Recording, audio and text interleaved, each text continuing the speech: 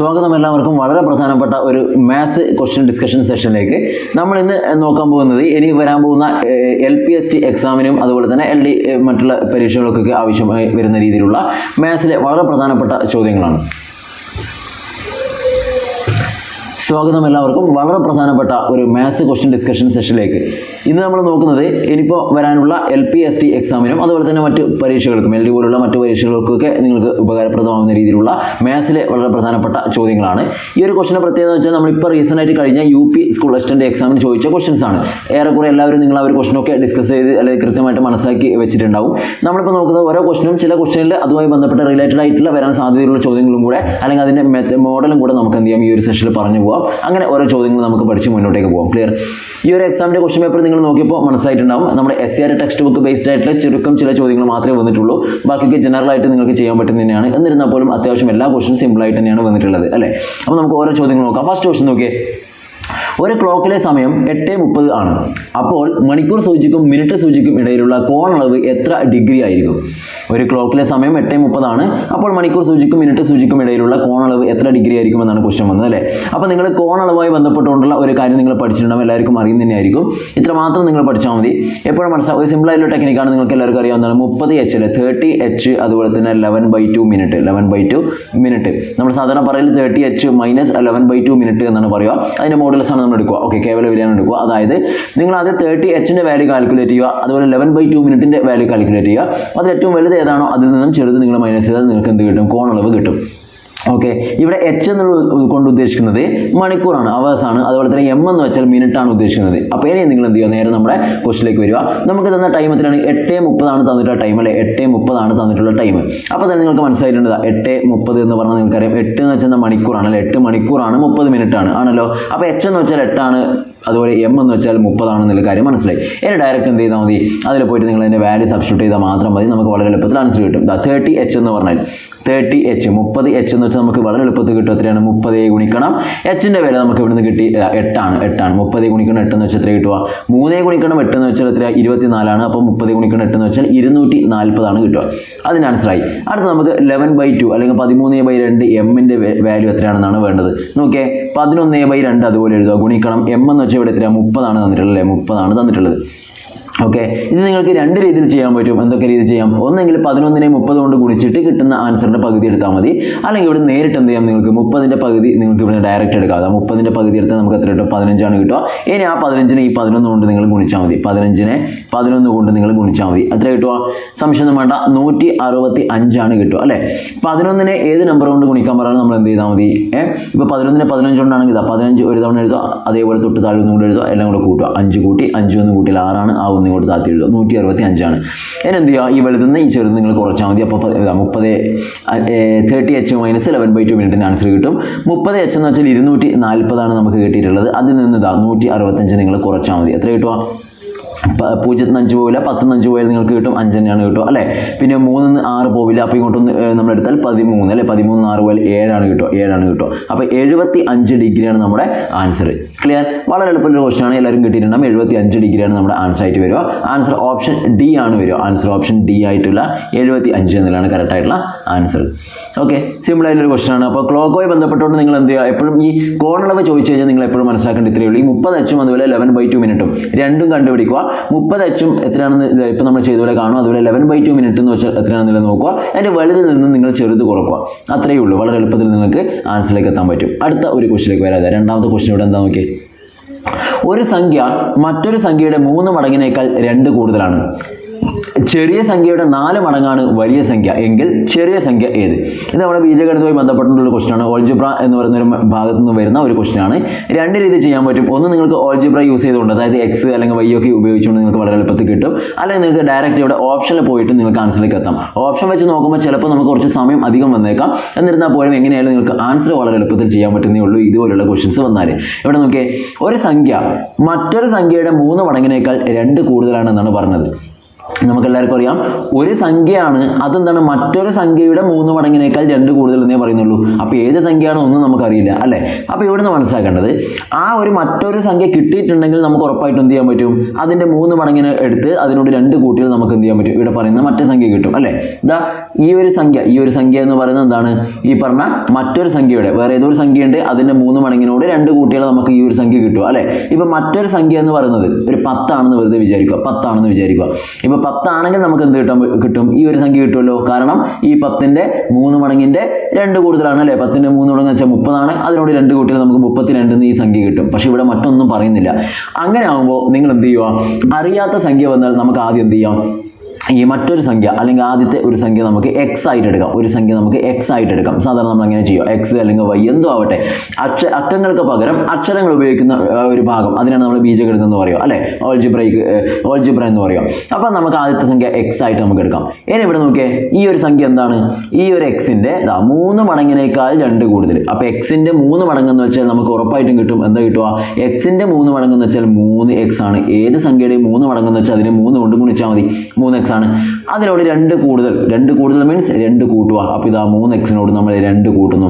എളുപ്പമല്ലേ, 3x-നോട് നമ്മൾ 2 കൂട്ടുന്നു, വളരെ എളുപ്പമാണ് അല്ലേ. അപ്പോൾ എക്സ് ആണ് ഒരു സംഖ്യയായിട്ട് എടുത്തു, അതിൻ്റെ 3 മടങ്ങിനോട് 2 കൂട്ടിയപ്പോൾ 3x കൂട്ടണം 2. ഇനി ഇവിടെ പറഞ്ഞ കാര്യം ഇങ്ങനെയാണ്, ചെറിയ സംഖ്യയുടെ 4 മടങ്ങാണ് വലിയ സംഖ്യ. നമുക്കിവിടെ കിട്ടി ഒരു സംഖ്യ എക്സ് ആണ്, മറ്റേത് 3x കൂട്ടണം 2 ആണ്. ഇവിടെ ഏതായിരിക്കും ചെറിയ സംഖ്യ ഉണ്ടാവുക, എല്ലാവർക്കും പറയാൻ പറ്റുമല്ലോ അല്ലേ. എന്താണ് ചെറിയ സംഖ്യ എക്സ് ആണ്, അതിൻ്റെ 3 മടങ്ങിനോട് 2 കൂട്ടിയതാണ് ഈ ഒരു സംഖ്യ അല്ലേ. അപ്പോൾ ഇത് ഇവിടെ ഉള്ളത് വലുതും ഇത് ചെറുതുമാണ് അല്ലേ. അപ്പോൾ ഇവിടെ പറഞ്ഞു നോക്കിയേ, എന്താണ് ചെറിയ സംഖ്യയുടെ 4 മടങ്ങാണ് വലിയ സംഖ്യ എങ്കിൽ അല്ലേ, ചെറിയ സംഖ്യയുടെ 4 മടങ്ങാണ് വലിയ സംഖ്യ എങ്കിൽ ചെറിയ സംഖ്യ ഏതെന്നാണ് ചോദിച്ചത്. അപ്പോൾ നമുക്ക് എന്ത് പറയാൻ പറ്റും, ചെറിയ സംഖ്യയുടെ 4 മടങ്ങ്, ചെറിയ സംഖ്യ എക്സ് ആണ്, അപ്പോൾ അതിൻ്റെ 4 മടങ്ങ് എത്രയാണ്, 4x. അത് ഏതിന് തുല്യമാണെന്നാണ് പറഞ്ഞത്, 4 മടങ്ങാണ് വലിയ സംഖ്യ. അപ്പോൾ ഈ ചെറിയ സംഖ്യയുടെ 4 മടങ്ങായിട്ടുള്ള 4x-ന് തുല്യമാണ് ഈ 3x കൂട്ടണം 2 എന്ന് പറയുന്ന സംഖ്യ.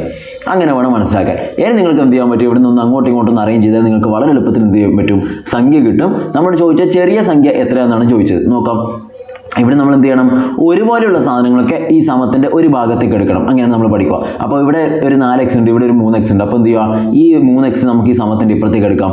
അപ്പോൾ എപ്പോഴും മനസ്സിലാക്കുക, 3x എന്ന് വെച്ചാൽ പോസിറ്റീവ് നമ്പറാണ് അല്ലേ, നെഗറ്റീവ് ഒന്നുമില്ല. അപ്പോൾ നേരെ സമത്തിൻ്റെ ഇപ്പുറം വരുമ്പോൾ എന്തായി മാറും, ഇത് നെഗറ്റീവായി മാറും. ഈ 3x ഇങ്ങോട്ട് വരുമ്പോൾ കുറക്കണം 3x എന്നാണ് വരിക, സമം 2 എന്ന് കിട്ടും. മനസ്സിലായില്ലേ, 4x എന്ന് 3x പോയാൽ എത്ര കിട്ടുക, 4x-ൽ നിന്നും 3x പോകുന്നു. അപ്പോൾ എന്താ, 4 നിന്ന് 3 പോയാൽ ബാക്കി 1. അപ്പോൾ ഒരു x എന്ന് പറഞ്ഞാൽ 2 എന്നാണ് കിട്ടുക.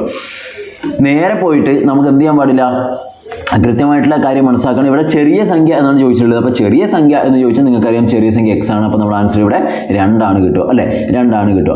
നിങ്ങൾക്ക് വേണമെങ്കിൽ അത് ശരിയാണോ എന്ന് നോക്കാം. ചെറിയ സംഖ്യ 2 എന്ന് കിട്ടി, 2ന്റെ 3 മടങ്ങെന്ന് വെച്ചാൽ എത്ര കിട്ടുക, 6 എന്ന് കിട്ടും. അതിനോട് 2 കൂട്ടിൽ 8 ആണ് എന്ന് വെച്ചാൽ എന്താണ്, ഇതാ ചെറിയ സംഖ്യയുടെ 4 മടങ്ങ് തന്നെയാണ് 8. അപ്പോൾ കറക്റ്റ് ആണെന്ന് നമുക്ക് മനസ്സിലാവും. അപ്പോൾ ചെറിയ സംഖ്യ എന്ന് വെച്ചാൽ എന്താണ്, ചെറിയ സംഖ്യ എന്ന് പറയുന്നത് 2 ആണ്. ക്ലിയർ.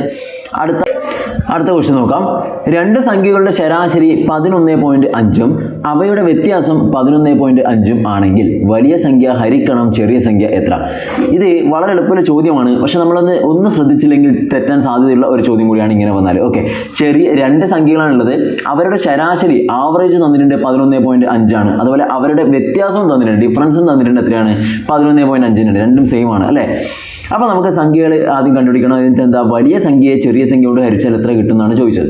അപ്പോൾ ഇവിടെ നമുക്ക് മനസ്സിലാക്കേണ്ട ഒരു കാര്യം എന്ന് വെച്ചാൽ, ആദ്യം നമ്മൾ മനസ്സിലാക്കേണ്ട എന്താ, 2 സംഖ്യകളുടെ ശരാശരി കിട്ടിക്കഴിഞ്ഞാൽ നമുക്കൊരു കാര്യം അവിടുന്ന് പെട്ടെന്ന് കിട്ടും. എന്താണ്, നിങ്ങൾ തന്നെ പഠിച്ചിട്ടുണ്ട്, ശരാശരി അല്ലെങ്കിൽ ആവറേജ് എന്ന് പറയുന്ന സാധനം അല്ലേ. ശരാശരി അല്ലെങ്കിൽ ആവറേജ് എന്ന് പറയുന്നത് എന്താണ്, നമ്മൾ തന്നെ പഠിച്ചിട്ടുണ്ട്, തുക സമ്മിനെ എണ്ണം കൊണ്ട് ഹരിച്ചാലാണ് നമുക്ക് എന്ത് കിട്ടും, ശരാശരി കിട്ടും അല്ലേ.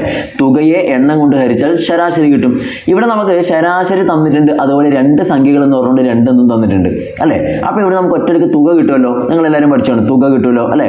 ശരാശരിയും എണ്ണവും കിട്ടിയാൽ നമുക്ക് തുക വളരെ എളുപ്പത്തിൽ കിട്ടും. എത്രയാണ്, ശരാശരിയെ എണ്ണം കൊണ്ട് നമ്മൾ ഗുണിച്ചാൽ നമുക്ക് തുക കിട്ടും. ഇവിടെ ശരാശരി 11.5 ആണ്, അതിനെ എണ്ണം 2 കൊണ്ട് ഗുണിച്ചാൽ എത്ര കിട്ടും, 11.5ന്റെ ഇരട്ടി അല്ലേ. 22 1 23 എന്നാണ് കിട്ടുക. സിമ്പിൾ അല്ലേ, 23 എന്ന് കിട്ടും. അതാണ് തുക. അപ്പോൾ രണ്ട് സംഖ്യകളുടെ തുകയാണ് ഇപ്പോൾ നമുക്ക് കിട്ടിയ 23. സംഖ്യകൾ നമുക്കറിയില്ല, വേണമെങ്കിൽ ഏതെങ്കിലും ആയിട്ട് എടുക്കാം. എക്സ് കൂട്ടണം വൈ എന്നോ അല്ലെങ്കിൽ എ കൂട്ടണം ബി എന്നോ എന്ത് വേണമെങ്കിൽ എഴുതാം. ഇതാ ഇപ്പോൾ എ പ്ലസ് ബി എന്നോ അല്ലെങ്കിൽ എക്സ് പ്ലസ് വൈ ഇതാണ് സംഖ്യകൾ എന്ന് വിചാരിക്കുക. രണ്ടും കൂടെ കൂട്ടിയാൽ നമുക്ക് ഇപ്പോൾ കിട്ടി 23 എന്നാണ് കിട്ടിയത്. സിമ്പിൾ അല്ലേ? രണ്ട് സംഖ്യകളുടെ തുക 23 എന്ന് കിട്ടി. പിന്നെ പറഞ്ഞ കാര്യം ഇതാ, അവയുടെ വ്യത്യാസം 11.5 എന്ന് വെച്ചാൽ എന്താണ്?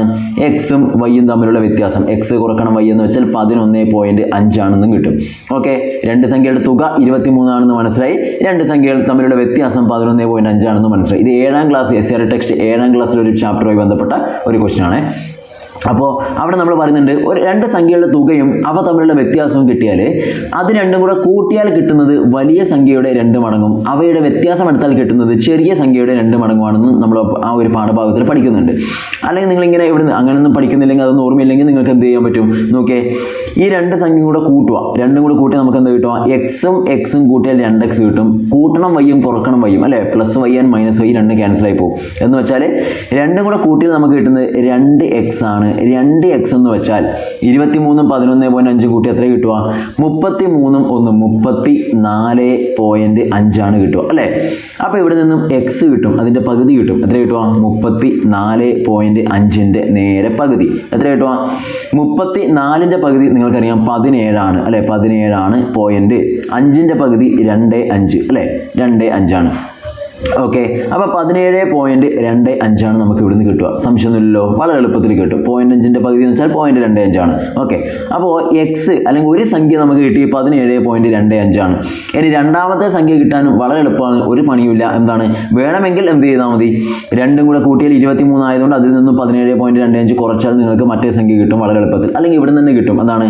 ഇവ തമ്മിലുള്ള വ്യത്യാസം എടുത്തിട്ട് അതിൻ്റെ പകുതി എടുത്താൽ നിങ്ങൾക്ക് ചെറിയ സംഖ്യ കിട്ടും. അതായത് 23 കുറക്കണം 11.5 എത്ര കിട്ടും നോക്കിയാൽ മതി. നിങ്ങൾക്ക് തന്നെ അറിയാം, 23 നിന്നും 11.5 പോയാൽ എത്ര കിട്ടും? ഇതാ 11.5ൻ്റെ ഇരട്ടിയാണ് 23. അപ്പോൾ 23 നിന്നും 11.5 കുറച്ചാൽ നമുക്ക് കിട്ടുന്നത് എത്രയാണ്? വളരെ എളുപ്പത്തിൽ നിങ്ങൾക്ക് ആൻസർ കിട്ടും. എത്രയാണ്? 11.5 ആണ് കിട്ടുക അല്ലേ? അതിപ്പോൾ വ്യത്യാസമാണ് കിട്ടിയത്. ആ വ്യത്യാസത്തിൻ്റെ വ്യത്യാസം എന്ന് വെച്ചാൽ ഒന്നുമില്ല, ഇത് ആ എക്സ് നിന്ന് എക്സ് പോയാൽ പോയി വൈ കുറക്കണം വൈ ആണ്. അപ്പോൾ 2y എന്നാണ് കിട്ടുക. 2y എന്നാണ് കിട്ടുക. ഓക്കെ, അപ്പോൾ ഒരു വൈ കാണാൻ എന്ത് ചെയ്താൽ മതി? ഈ 11.5ൻ്റെ നേരെ പകുതി എടുക്കണം. അതായത് 11.5ൻ്റെ പകുതി എന്ന് പറയാൻ നിങ്ങൾക്ക് എല്ലാവർക്കും കിട്ടും. എത്ര കിട്ടുക? 11ൻ്റെ പകുതി എന്ന് വെച്ചാൽ എത്രയാണ്? 5 ആണ് അല്ലേ? 5 ആണ്. 5 അല്ലേ? 5 അല്ലേ? അപ്പോൾ 11.5ൻ്റെ പകുതി എത്രയാണെന്ന് ചോദിച്ചാൽ നമുക്ക് ഇവിടുന്ന് വളരെ എളുപ്പത്തിൽ കിട്ടും.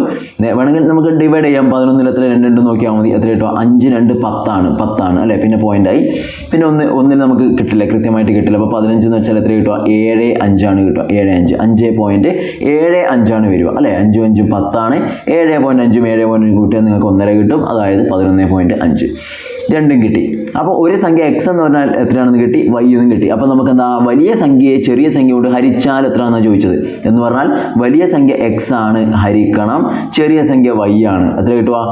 വലുത് 17.25 ഹരിക്കണം 5.75. ഇവിടെ കണ്ടെത്തുന്ന മനസ്സിലും ദശാംശ സംഖ്യയാണ്. പക്ഷെ നിങ്ങൾക്ക് ഒരു കാര്യം ഇവിടുന്ന് മനസ്സിലാക്കാൻ പറ്റും. നോക്കിയേ, അംശത്തിലും ഛേദത്തിലും ഒരേ എണ്ണം ദശാംശ സ്ഥാനങ്ങളുള്ളത്. അതുകൊണ്ട് നിങ്ങൾക്ക് വളരെ എളുപ്പത്തിൽ എന്ത് ചെയ്യാം, 17.25 പകരം 1725നെ 575 കൊണ്ട് നിങ്ങൾ ഹരിച്ചാൽ മതി. ഇത് ഹരിക്കുമ്പോൾ തന്നെ നിങ്ങൾക്ക് ആൻസർ കിട്ടും. എത്ര വരിക? 3 ആണ് കിട്ടുക. ഒന്ന് ഹരിച്ച് നോക്കിയാൽ നിങ്ങൾക്ക് 5 കൊണ്ടോ 25 കൊണ്ടോ എന്ത് വേണമെങ്കിലും കൊണ്ട് നിങ്ങൾ ഹരിക്കാം, വളരെ എളുപ്പത്തിൽ കിട്ടും അല്ലേ? 3 ആണ് ആൻസർ വരിക. അല്ലെങ്കിൽ നിങ്ങൾ 3നെ 575 കൊണ്ട് ഗുണിച്ചാലും ഈ ഉത്തരം കിട്ടുന്നുണ്ടോ നോക്കിയാൽ മതി. 3 ഗുണിക്കണം 500 എന്ന് വെച്ചാൽ എത്ര കിട്ടുക? 1500 ആണ് വരിക.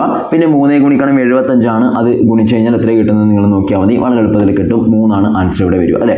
3 5 15 5 ബാക്കി 1, 3 7 21 1 22 2 ബാക്കി 2, 3 5 15 2 17 കറക്റ്റായിട്ട് കിട്ടുന്നുണ്ട്. അപ്പോൾ ആൻസർ 3 ആണ് വരിക. ഓക്കെ, വലിയ സംഖ്യയെ ചെറിയ സംഖ്യ കൊണ്ട് നമ്മൾ ഹരിച്ചാൽ കിട്ടുന്നത് 3 ആണ് എന്നുള്ള കാര്യം മനസ്സിലാക്കുക. Option B. അടുത്തത്, താഴെ കൊടുത്തിരിക്കുന്നവയിൽ ഏറ്റവും വലിയ സംഖ്യ ഏതാണെന്നാണ് ചോദിച്ചത്. ഏറ്റവും വലിയ സംഖ്യ.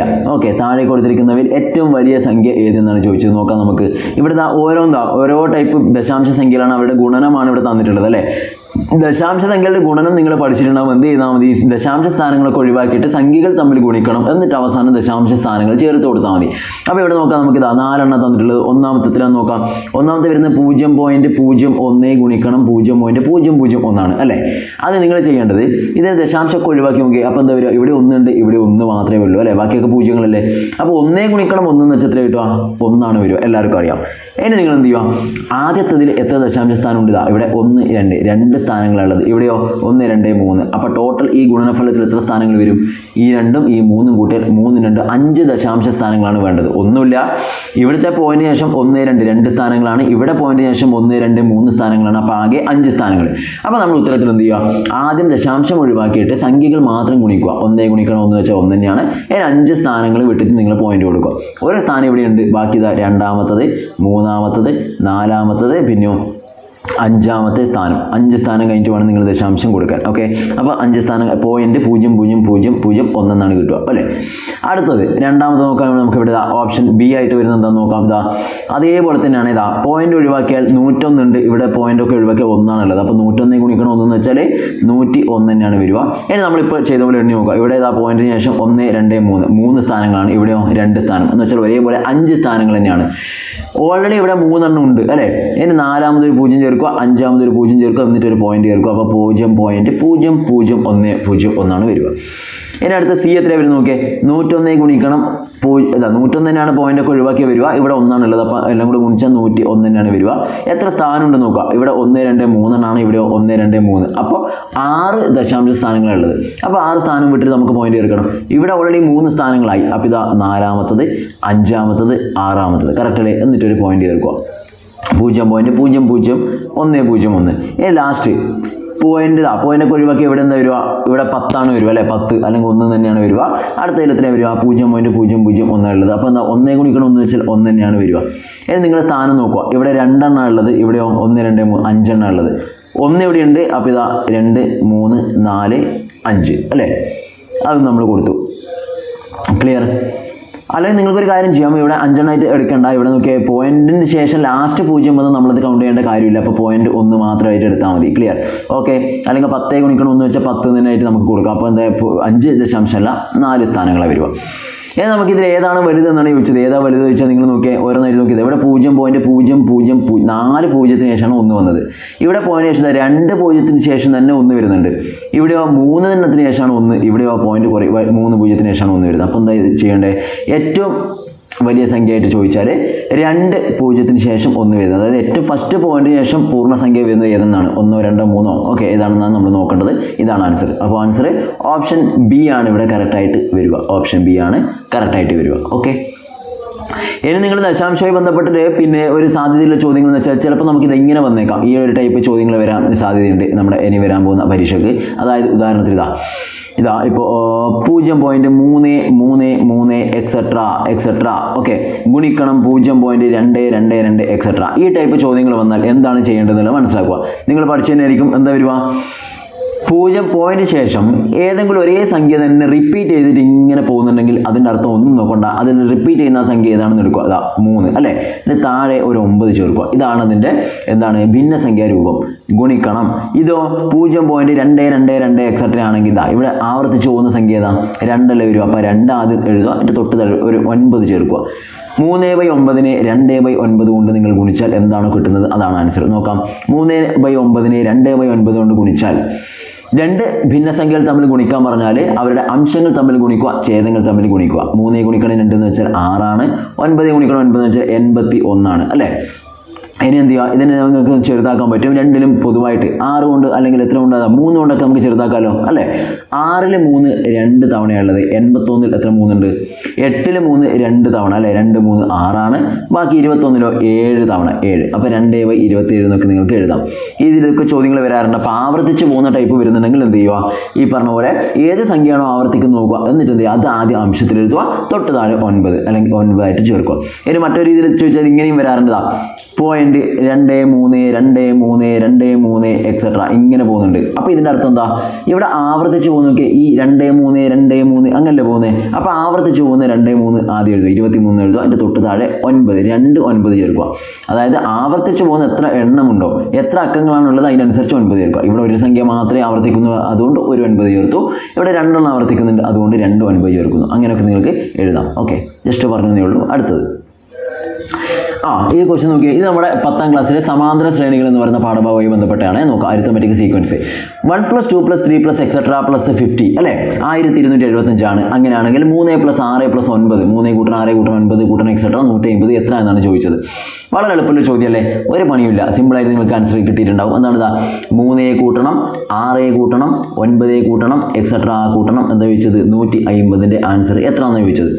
ഇതും നമുക്കിവിടെ തന്നിട്ടുള്ള ഈ ചോദ്യത്തിൽ തന്നിട്ടുള്ള സാധനവും തമ്മിൽ കൃത്യമായിട്ടുള്ള കറക്റ്റായിട്ടുള്ളൊരു ബന്ധമുണ്ട് അല്ലേ. 1 കൂട്ടണം 2 കൂട്ടണം 3 ഇതുമായിട്ട് കൃത്യമായിട്ടുള്ളൊരു ബന്ധമുണ്ട്. എന്താണ്, ഒന്ന് ആലോചിച്ച് നോക്കിയേ, നിങ്ങൾക്ക് തന്നെ പറയാൻ പറ്റും. ഇതാ ഇവിടെ 1നെ 3 കൊണ്ട് ഗുണിച്ചാണ് ഈ ഒരു 3 അല്ലേ, 2നെ 3 കൊണ്ട് ഗുണിച്ചാൽ 6 ആയി, 3നെ 3 കൊണ്ട് ഗുണിച്ചാൽ 9 ആയി, 50നെ 3 കൊണ്ട് ഗുണിച്ചാൽ 150 ആയി. എന്ന് വെച്ചാൽ ഇതിലുള്ള ഓരോ പദങ്ങളെയും ടേമിനെയും 3 കൊണ്ട് ഗുണിച്ചതാണല്ലോ ഈ കിട്ടിയ സാധനം.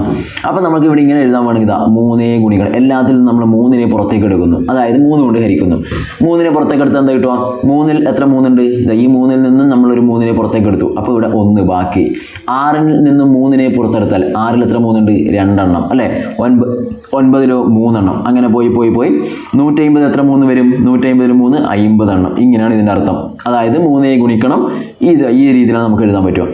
അപ്പോൾ അതിൻ്റെ അർത്ഥം എന്താ, 3 ഗുണിക്കണം ഈ 1 കൂട്ടണം 2 കൂട്ടണം എക്സെട്രാ 50 വരെയുള്ളതിൻ്റെ ആൻസറാണ് ഇവിടെ 1275 നമുക്ക് തന്നത്. അത് ഇവിടെ സബ്സ്റ്റിറ്റ്യൂട്ട് ചെയ്യാം, 1275. ഇനി എന്ത് ചെയ്യുക, നേരിട്ട് അങ്ങ് ഗുണിച്ചാൽ മതി അല്ലേ. എത്ര കിട്ടുക, 3നെ 1275 ഗുണിച്ചാൽ 3 ഗുണിക്കണം 5 എന്ന് വെച്ചാൽ 15ന് 5 ആണ്, ബാക്കി 1. 3 7 21 1 22ന് 2 കിട്ടും, ബാക്കി 2. 3 2 6 2 8 ആണ്, പിന്നെ ഒരു 3 3825 ആണ് വരിക. ഓക്കെ, 3825 ആണ് ഇവിടെ ആൻസർ ആയിട്ട് നമുക്ക് പറയാൻ പറ്റുമോ. ക്ലിയർ, സിമ്പിൾ ആയിട്ടുള്ള ക്വസ്റ്റൻ ആണ്, വളരെ എളുപ്പത്തിൽ നിങ്ങൾക്ക് ചെയ്യാൻ പറ്റുന്നേ ഉള്ളൂ.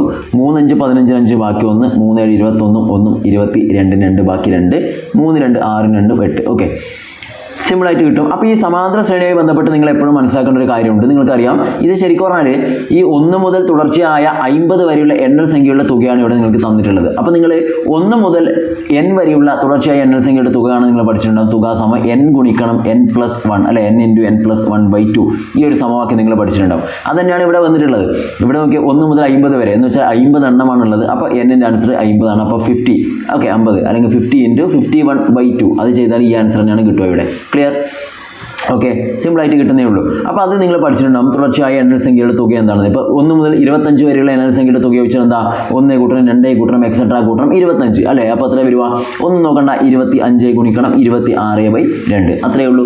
2 രീതി ചെയ്യാം, 25 26 കൂടി ഗുണിക്കുക, എന്നിട്ട് അതിൻ്റെ പകുതി എടുക്കാം. അല്ലെങ്കിൽ ഇവിടെ തന്നെ പകുതി എടുക്കാൻ പറ്റുന്നുണ്ടെങ്കിൽ 26ൻ്റെ പകുതി 13 എഴുതാം, അതിന് 25 കൊണ്ട് ഗുണിച്ച് നിങ്ങൾക്ക് ആൻസറിലേക്ക് പോകാൻ പറ്റും. അങ്ങനെ എങ്ങനെ വേണമെങ്കിൽ ചെയ്യാം.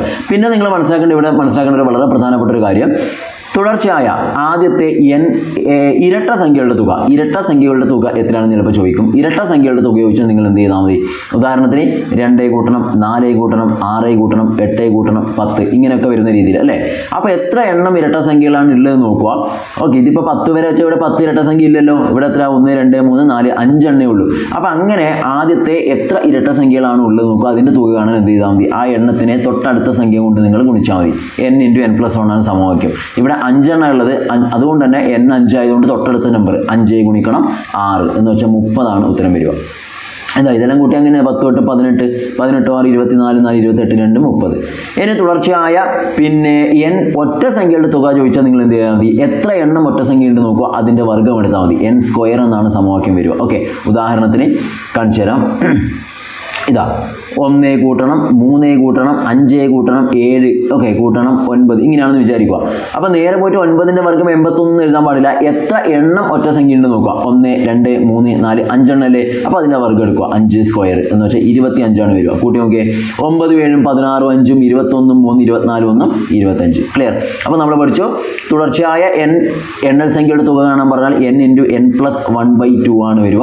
ഇനിയോ തുടർച്ചയായ n ഇരട്ട സംഖ്യയുടെ തുകയാണെങ്കിൽ n × n + 1 ആണ്. ഇനി ഒറ്റ സംഖ്യയുടെ തുകയാണെങ്കിൽ n² ആണ്. ഈ കാര്യങ്ങളൊക്കെ ഒന്ന് നിങ്ങൾ പഠിക്കുക. ഇത് സമാന്തര ശ്രേണിയുമായി ബന്ധപ്പെട്ടുള്ള ഒരു ചോദ്യമാണ് എന്നുള്ള കാര്യം കൂടെ മനസ്സിലാക്കുക. ഓക്കെ, അടുത്ത ക്വസ്റ്റ്യൻ. 2.5 മീറ്റർ നീളവും 1 മീറ്റർ വീതിയുമുള്ള ഒരു ടാങ്കിൽ 10,000 ലിറ്റർ വെള്ളം കൊള്ളുമെങ്കിൽ അതിൻ്റെ ഉയരം എത്രയായിരിക്കും എന്നാണ് ചോദിച്ചത്. ഈ ചോദ്യം ചെറിയൊരു മിസ്റ്റേക്ക് ഉണ്ട് ഇതിൽ, പിന്നെ ഓപ്ഷൻ വരുന്നതിൽ ചെറിയൊരു മിസ്റ്റേക്ക് ഉണ്ട്. അപ്പോൾ നമുക്ക് ജസ്റ്റ് ഈ ഒരു ക്വസ്റ്റ്യൻ വന്നാൽ എങ്ങനെ ചെയ്യേണ്ടതെന്ന് നിങ്ങൾക്കറിയാം, ഒന്ന് മനസ്സിലാക്കി വെച്ചോ. എന്താണ് 2.5 മീറ്റർ നീളവും, നീളം തന്നിട്ടുണ്ട് അല്ലേ, നീളം തന്നിട്ടുണ്ട്, എത്ര വരിക ലെങ്ത് അല്ലെ, എത്രയാണ് 2.5 മീറ്റർ ആണ് നീളം. അതുപോലെ മീറ്ററിലാണ് യൂണിറ്റ് കൃത്യമായിട്ട് ശ്രദ്ധിക്കണം. അതുപോലെ 1 മീറ്റർ വീതി നമുക്ക് ഇവിടെ അടുത്തായിട്ട് എടുക്കാൻ വേണമെങ്കിൽ അപ്പോൾ വീതി നമുക്ക് തന്നിട്ടുണ്ട്, എത്രയാണ് 1 മീറ്റർ ആണ് വീതി എന്നത്. ഓക്കെ, വീതിയുമുള്ളൊരു ടാങ്കിൽ 10,000 ലിറ്റർ വെള്ളം കൊള്ളും. 10,000 ലിറ്ററിലാണ് വെള്ളം തന്നിട്ടുള്ളത്, കൊള്ളുന്ന അളവ് തന്നിട്ടുള്ളത്, വ്യാപ്തമാണ് ലിറ്ററിലാണ് തന്നത്. ഓക്കെ, അങ്ങനെയാണെങ്കിൽ അതിൻ്റെ ഉയരം എത്ര? ഉയരം നമുക്ക് വേണമെങ്കിൽ h ആയിട്ട് എടുക്കാം. h എത്ര എന്നാണ് നമ്മൾ ചോദിച്ചിട്ടുള്ളത്. ഇത് വളരെ സിമ്പിളായിട്ട് നിങ്ങൾക്ക് ചെയ്യാം. എന്താണ് സാധാരണ ഇതിൽ വ്യാപ്തങ്ങളാണ് നിങ്ങൾ പഠിച്ചിട്ടുണ്ടാകും. എന്താണ് നീളം ഗുണിക്കണം വീതി ഗുണിക്കണം ഉയരമാണ് വ്യാപ്തം അല്ലേ. അതാണ് തന്നത് എത്ര? 10,000 ലിറ്ററിലാണ് തന്നത്, മീറ്റർ ക്യൂബിലല്ല. ഇതെല്ലാം സാധാരണ മീറ്ററിലായതുകൊണ്ട് വ്യാപ്തം നമുക്ക് മീറ്റർ ക്യൂബിൽ കിട്ടിയാൽ വളരെ എളുപ്പത്തിൽ ചെയ്യാൻ പറ്റും. പക്ഷേ മീറ്റർ ക്യൂബിലല്ല തന്നത്. അപ്പോൾ നിങ്ങൾ ചെയ്യേണ്ട കാര്യം ഇത്ര മാത്രമേ ഉള്ളൂ. എന്താണെന്നറിയോ, 1 മീറ്റർ ക്യൂബാണ് ശരിക്ക് 1000 ലിറ്റർ. 1000 ലിറ്റർ എന്ന് പറഞ്ഞാൽ 1 മീറ്റർ ക്യൂബാണ്. നമ്മുടെ വീട്ടിൽ ഉപയോഗിക്കുന്ന 1000 ലിറ്ററിൻ്റെ വാട്ടർ ടാങ്ക് എന്ന് വെച്ചാൽ അതിൻ്റെ ഷേപ്പ് ഇപ്പോൾ സ്ക്വയർ ഷേപ്പിലാണ് ഉള്ളതെങ്കിൽ 1 മീറ്റർ നീളവും 1 മീറ്റർ വീതിയും 1 മീറ്റർ ഉയരവുമായിരിക്കും അതിനുണ്ടാവുക. ഓക്കെ, അങ്ങനെ 1000 ലിറ്റർ എന്ന് വെച്ചാൽ 1 മീറ്റർ ക്യൂബാണ് അതിൻ്റെ വോളിയം, വ്യാപ്തം. ക്ലിയർ? അപ്പോൾ നമുക്കിവിടെ എത്ര? 10,000 ലിറ്റർ എന്നാണ് തന്നത്. അപ്പോൾ 1000 ലിറ്റർ എന്ന് വെച്ചാൽ 1 മീറ്റർ ക്യൂബ് ആണെങ്കിൽ 10,000 ലിറ്റർ എന്ന് വെച്ചാൽ എത്രയായിരിക്കും? 10 മീറ്റർ ക്യൂബ് ആയിരിക്കും. അല്ലെങ്കിൽ നിങ്ങൾക്ക് സിമ്പിളായിട്ട് എന്ത് ചെയ്താൽ മതി? ഇതാ ഈ 10,000 ലിറ്ററിനെ 1000 കൊണ്ട് നിങ്ങൾ ഹരിച്ചാൽ മതി. അപ്പോൾ ആൻസർ കിട്ടുന്നത് 10 ആണ് കിട്ടുക. ഇങ്ങനെ ചെയ്താൽ മതി. 1000 ലിറ്റർ എന്ന് വെച്ചാൽ 1 മീറ്റർ ക്യൂബ്. അപ്പോൾ 10,000 ലിറ്റർ എന്ന് വെച്ചാൽ എന്താ? ഒരു 10 മാർക്ക് കൂടെ ഒരു 0 ഇവിടെയും ചേർക്കുക. 10 മീറ്റർ ക്യൂബാണ്. അപ്പോൾ നമുക്ക് ഈ ആൻസറിലേക്ക് വരാം. നോക്കിയാൽ നീളം തന്നിട്ടുണ്ട് 2.5 ഗുണിക്കണം വീതി തന്നിട്ടുണ്ട് 1 ആണ് ഗുണിക്കണം ഉയരം അറിയില്ല, അതാണ് വേണ്ടത്. h സമം എത്ര? മീറ്റർ ക്യൂബിൽ തന്നെ എഴുതണം, 10 മീറ്റർ ക്യൂബാണ്. ഓക്കെ, 2.5 1 കൊണ്ട് ഗുണിച്ചാൽ 2.5 തന്നെയാണ് അല്ലേ, 2.5 അഥവാ 2.5 തന്നെയാണ് ഗുണിക്കണം h. നമുക്ക് എന്താ വേണ്ടത്? ഉയരം എത്ര എന്നല്ലേ ചോദിച്ചത് അല്ലേ, നമ്മൾ ചോദിച്ചത് ഉയരമാണ്. ഉയരം ചോദിച്ചു കഴിഞ്ഞാൽ നിങ്ങൾ എന്ത് ചെയ്യണം? ഉയരമാണ് നമ്മളിവിടെ ചോദിച്ചിട്ടുള്ളത്. അപ്പോൾ നമ്മൾ എന്ത് ചെയ്താൽ മതി? ഒരു സംശയം വേണ്ട, h സമം. അതുകൊണ്ട് h മാത്രമാണ് ആവശ്യം. ഇവിടെ 10 ഉണ്ട്, ഇവിടെ 2.5 ഗുണിക്കണമായതുകൊണ്ട് അത് ഇങ്ങോട്ട് വരുമ്പോൾ ഹരിക്കണം 2.5 അല്ലെങ്കിൽ 2.5 എന്ന് എഴുതാം. ഓക്കെ, 10 എത്ര? 2.5 ഉണ്ട് നോക്കിയാൽ മതി. എത്ര കിട്ടുക? 2.5 ഗുണിക്കണം 2.5 2 തവണ ആകുമ്പോൾ 5 ആയി. അപ്പോൾ 5 2 തവണയാകുമ്പോൾ 10 ആയി. എന്ന് വെച്ചാൽ 4 2.5 10 വരിക അല്ലേ. അപ്പോൾ ആൻസർ എത്ര വരിക? 4 ആണ് വരിക. 4 മീറ്റർ എന്നാണ് ഉയരം വരിക. 4 മീറ്റർ. പക്ഷേ ഇവിടെ 4 എന്ന് നമ്മുടെ ഓപ്ഷനില്ല. മാത്രമല്ല അത് നമ്മുടെ ചോദ്യത്തിൽ ഉയരം എത്ര മീറ്ററിലായിരിക്കും അല്ലെങ്കിൽ എത്ര സെൻറ്റിമീറ്റർ ആയിരിക്കും, ആ രീതിയിൽ എത്ര മില്ലിമീറ്റർ ആയിരിക്കും എന്നൊന്നും നമ്മൾ ചോദിച്ചിട്ടില്ല. അതുകൊണ്ട് ഈ ഒരു ക്വസ്റ്റ്യൻ റോങ് ആണ്. ഓക്കെ, അപ്പോൾ നിങ്ങൾക്ക് വേണമെങ്കിൽ ഇങ്ങനെ പറയാം 4 മീറ്റർ ആണ്. അതിന് മീറ്ററിലാണ് ഓപ്ഷൻ തന്നിട്ടുണ്ടെങ്കിൽ 4 മീറ്ററാണ് ആൻസർ വരിക. ഇനി അങ്ങനെ അല്ലെങ്കിൽ എന്തായാലും നമുക്ക് വരിക 1 മീറ്റർ എന്ന് വെച്ചാൽ 100 സെൻറ്റിമീറ്റർ ആണ് നിങ്ങൾക്കറിയാം. അതുകൊണ്ട് 400 സെൻറ്റിമീറ്റർ എന്ന് നിങ്ങൾക്ക് വേണമെങ്കിൽ പറയാം, അല്ലെങ്കിൽ 4000 മില്ലിമീറ്റർ എന്നും പറയാം. ഓക്കെ, ഇവിടെ തന്നതിൽ നിങ്ങൾക്ക് വേണമെങ്കിൽ എയും അതുപോലെ സി എന്നൊക്കെ പറയാം. പക്ഷേ ഇവിടെ യൂണിറ്റ് പ്രത്യേകിച്ച് മെൻഷൻ ചെയ്യാത്തതുകൊണ്ട് ഇത് കൃത്യമായിട്ടുള്ള ഒരു ആൻസർ ഇതിലില്ല എന്ന് പറയാം. ആൻസർ കറക്റ്റായിട്ട് വരിക 4 മീറ്റർ ആണ്, അല്ലെങ്കിൽ 400 സെൻറ്റിമീറ്റർ ആണ്, അതും അല്ലെങ്കിൽ 4000 മില്ലിമീറ്റർ ആണ്. ക്ലിയർ? അടുത്ത ക്വസ്റ്റ്യനിലേക്ക് വരാം നമുക്ക്. ഇതിനെ ലഘൂകരിച്ചാൽ കിട്ടുന്ന എത്രയാണെന്നാണ് ചോദിച്ചത് അല്ലേ. ഇതിനെ ലഘൂകരിച്ചാൽ കിട്ടുന്നത് എത്രയാണെന്നാണ് ചോദിച്ചത്. ഇത് നമ്മളെ 8ാം ക്ലാസ്സിൽ പഠിക്കുന്ന ഐഡന്റിറ്റീസ് അഥവാ സർവ്വസമവാക്യങ്ങൾ എന്ന് പറയുന്ന പാഠഭാഗത്തു നിന്നും പരീക്ഷയ്ക്ക് വന്നതാണ്. അപ്പോൾ അത് വളരെ പ്രധാനപ്പെട്ട ഒരു ഭാഗമാണ്. ഒന്ന് കൃത്യമായിട്ട് കവർ ചെയ്യുക നിങ്ങൾ. ഓക്കെ, ഇവിടെ ഒന്നും നോക്കണ്ട. ഇത് ശരിക്കും പറഞ്ഞാൽ ഇത് വരുന്നത് എന്താണെന്നറിയോ? a³ പ്ലസ് b³ ഹരിക്കണം എന്താണ് വരിക? a² - 2ab. Okay, sorry, a² - ab plus b² എന്ന് പറയുന്ന ഒരു ഫോമിലാണ് ഇതിലുള്ളത്. Okay, a² - ab plus b² എന്ന് പറയുന്ന രീതിയിലുള്ള ഒരു സർവ്വസമവാക്യമാണ് ഇവിടെ തന്നിട്ടുള്ളത്. ഇങ്ങനെയൊക്കെ വന്നാൽ നിങ്ങൾ ആകെ ഒന്നും നോക്കണ്ട. ഇവിടെ മുകളിൽ എത്രയാണെന്ന് നോക്കുക, a³ പ്ലസ് b³ അല്ലേ. രണ്ടിലെ ക്യൂബുകളല്ലേ ഉള്ളത്. a³ പ്ലസ് b³ എന്നാണെങ്കിൽ ഒന്നും നോക്കണ്ട, ആ എയും ബിയും കൂടെ കൂട്ടിയാൽ ഇതിൻ്റെ ആൻസറായി a പ്ലസ് b ആണെന്നുള്ളത് കിട്ടും. ഓക്കെ, അപ്പോൾ നിങ്ങൾ എന്ത് ചെയ്താൽ മതി? നേരെ ഇവിടെ ക്വസ്റ്റിലേക്ക് വരിക. ഇവിടെ നോക്കിയാൽ a³ പകരം 10.1 ക്യൂബ്, b³ പകരം 2.9 ക്യൂബ്. ഒന്നും നോക്കണ്ട, എയും ബിയും കൂടെ കൂട്ടിയാൽ നമുക്ക് ആൻസറായി. എന്ന് വെച്ചാൽ എയുടെ സ്ഥാനത്ത് 10.1 ആണ്, അതുപോലെ ബിയുടെ സ്ഥാനത്ത് 2.9 ആണ്. രണ്ടും കൂടെ കൂട്ടുക. എത്ര കിട്ടുക? 10.1 കൂടെ 0.9 കൂട്ടിയാൽ 11 ആയി. 11 2 13 ആണ് ആൻസർ വരിക. വളരെ എളുപ്പം, വേറെ ഒന്നും ഇവിടെ പഠിക്കണ്ട. ഓക്കെ, ഇനി നിങ്ങൾക്ക് ഇനിയിപ്പോൾ വരാൻ പോകുന്ന പരീക്ഷയ്ക്ക് ഉറപ്പായിട്ട് ഇത് പ്രതീക്ഷിക്കാം. അതിന് നേരെ തിരിച്ച് ഇങ്ങനെയാണെന്ന് വിചാരിക്കുക. രണ്ടും കുറക്കലാണെങ്കിലോ ഇവിടെ മുകളിൽ ക്യൂബ് കുറക്കണം എന്നാണെങ്കിൽ നിങ്ങൾ എന്ത് ചെയ്താൽ മതി? ഉദാഹരണത്തിന് 10.1 ക്യൂബ് മൈനസ് 2.9 ക്യൂബ് ബൈ എന്തൊക്കെയാണ് ഇങ്ങനെ ആണെന്ന് വിചാരിക്കുക. ഓക്കെ, അപ്പോൾ നിങ്ങൾ എന്ത് ചെയ്താൽ മതി, ഒന്നും നോക്കണ്ട, മുകളിൽ ക്യൂബ് കുറക്കണം എന്നാണെങ്കിൽ നേരെ ആദ്യത്തെ സംഖ്യ എടുക്കുക, 10.1 കുറക്കണം 2.9 എന്ന് മാത്രം ചെയ്താൽ മതി. അത് കാണുമ്പോൾ തന്നെ നിങ്ങൾക്ക് മനസ്സിലാവും, വളരെ എളുപ്പത്തിൽ നിങ്ങൾക്ക് ചെയ്യാൻ പറ്റുന്ന രീതിയിൽ ക്വസ്റ്റ്യൻ വരും. ഓക്കെ, അപ്പോൾ മുകളിൽ ക്യൂബുകൾ തമ്മിൽ കൂട്ടലാണെങ്കിൽ രണ്ടിലെയും സംഖ്യകൾ തമ്മിൽ കൂട്ടിയാൽ നിങ്ങൾക്ക് ഉത്തരം കിട്ടും. ഇനി മുകളിൽ ക്യൂബുകൾ തമ്മിലുള്ള മൈനസ് ആണെങ്കിൽ രണ്ടും ഇവിടെ കാണുന്നതിൽ വലുതും ചെറുതും നിങ്ങൾ കുറച്ചാൽ നിങ്ങൾക്ക് ആൻസർ കിട്ടും. ഓക്കെ, ഇതാണ് ഇവിടെ ശ്രദ്ധിക്കേണ്ടത്. അപ്പോൾ ആൻസർ ഇവിടെ 13 വരിക. 13 കറക്റ്റായിട്ടുള്ള ആൻസർ ആയിട്ട് ഇവിടെ വരിക. ക്ലിയർ? അപ്പോൾ സർവ്വസമവാക്യങ്ങളെ സംബന്ധിച്ചിടത്തോളം നിങ്ങൾ ഐഡന്റിറ്റീസിനെ കുറിച്ച് പഠിക്കുമ്പോൾ പണ്ട് നമ്മൾ പഠിച്ചിട്ടുണ്ട്, മറ്റേ സ്ഫടികം സിനിമയിലൊക്കെ പറയുന്നത് അല്ലേ, a+b ഹോൾ സ്ക്വയർ എത്ര എന്നൊക്കെ നിങ്ങൾ പഠിച്ചിട്ടുണ്ട് അല്ലേ. എന്താണ് a² + 2ab + b² എന്ന രൂപത്തിലൊക്കെ നിങ്ങൾ പഠിച്ചിട്ടുണ്ട്. അതുപോലെ a-b ഹോൾ സ്ക്വയർ എത്ര എന്നൊക്കെ പഠിച്ചിട്ടുണ്ടാവും. a-b ഹോൾ സ്ക്വയർ എത്ര, a² - 2ab + b² എന്നൊക്കെ നിങ്ങൾ പണ്ട് പഠിച്ചിട്ടുണ്ടാവും അല്ലേ. അപ്പോൾ ഇതൊന്നും നമ്മുടെ പരീക്ഷയ്ക്ക് കുറച്ചുകൂടി എളുപ്പത്തിൽ സാധാരണ എപ്പോഴും വന്ന് കാണാറുള്ള ക്വസ്റ്റ്യൻ ഈ പറഞ്ഞ a³ + b³ എന്നുള്ള രൂപത്തിലാണ്. അതിൻ്റെ കൂട്ടത്തിൽ മറ്റൊന്ന് വരാറുണ്ട് പിന്നെ ഈ രീതിയിൽ വരാറുണ്ട്. ഉദാഹരണത്തിന് പിന്നെ 2 ക്യൂബ് ഗുണിക്കണം ഒരു 2 ക്യൂബ് ഗുണിക്കണം ഒരു 2/5 ഇതിൻ്റെ ആൻസർ എത്രയാണെന്നൊക്കെ ചോദിക്കാറുണ്ട്. ഇതൊരു സർവ്വസമവാക്യവുമായി ബന്ധപ്പെട്ടാണ്. നിങ്ങൾക്ക് എല്ലാവർക്കും അറിയാലോ, എന്താണ് a⁻m × a⁻n എന്ന് പറയുന്ന രൂപത്തിലുള്ളത് അല്ലേ. രണ്ടിലും 2ആണ്. അങ്ങനെ വന്നാൽ നിങ്ങൾ ചെയ്യേണ്ട ഒന്നും നോക്കണ്ട, ആ a എടുക്കുക, അതിൻ്റെ മുകളിൽ എന്ത് ചെയ്യുക, m ഗുണിക്കണം n പകരം m ഉം n ഉം കൂടെ നിങ്ങൾ കൂട്ടി എഴുതിയാൽ മതി. അതായത് ഇവിടെ a യുടെ സ്ഥാനത്ത് 2 തന്നെയാണ് അല്ലേ, ഇപ്പോഴും 2 തന്നെയാണ്.